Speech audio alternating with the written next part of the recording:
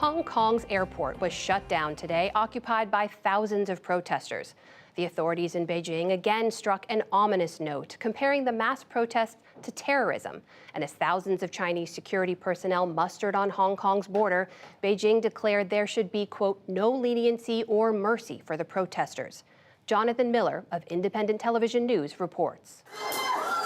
In air thick with tear gas, inside an underground station, Hong Kong police last night resorting to ever harsher tactics. These protesters had been attempting to flee. Across the harbour, outside a Kowloon police station, a protester was shot in the eye with a baton round from a police shotgun. Despite wearing protective goggles, her eyeball was ruptured, and there are fears she could lose her eye. Earlier, in the same location, police fired tear gas from inside the station. A pitched battle ensued as protesters laid siege. Then this. Policeman inside suffered burns to his legs.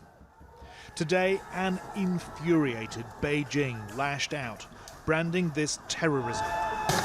The State Council, China's cabinet, ratcheting up the ruthlessness of the rhetoric, leaving no room now to back down. These were sinister and serious crimes, it said. Protesters reckless.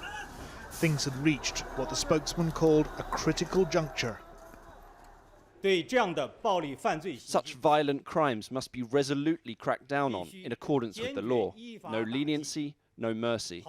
We strongly support the Hong Kong police as they enforce the law strictly to bring the criminals to justice as soon as possible.